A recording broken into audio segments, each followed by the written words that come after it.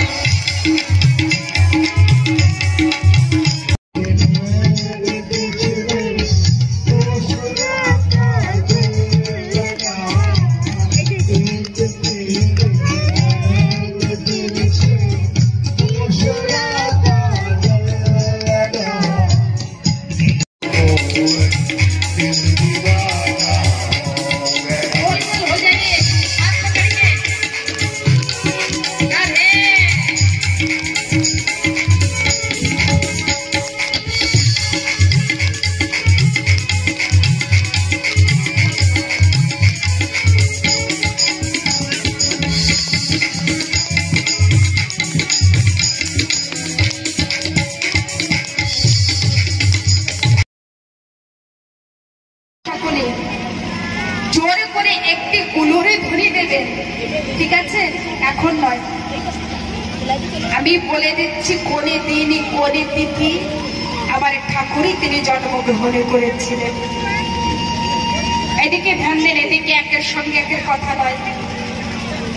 কোনে দিন হয়েছে বলে কৃষ্ণ কানাইয়া লাল কি বলে রাজনন্দলাল কি বলে জয় জয় শ্রী রাধে শ্যাম।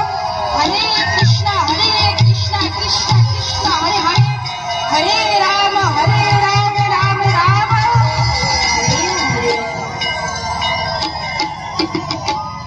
বলে দিন আজকের দন্ত রাজাকে বলছেন, ও ভাই অতি শীঘ্রই এসো, দেখো দেখো আমাদের ঘরে কে এসেছে। আজকের সকলে গণে গণে কবি গণে ছুটে চলে আসবে। বাবা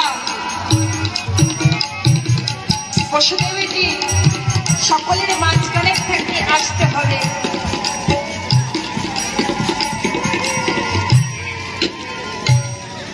মাঝখানে থেকে আসতে হবে, আর আস্তে আস্তে আসবে, আমার দিকে ধ্যান দিতে হবে।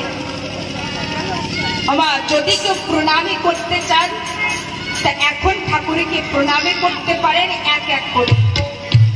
আর এখন আজকের শ্রী নন্দরাজার বাড়িতে সকলে গোপীগণে ছুটে ছুটে এসেছে। আসেন কেমন ভাবে গোপীগণে নৃত্য করছিল।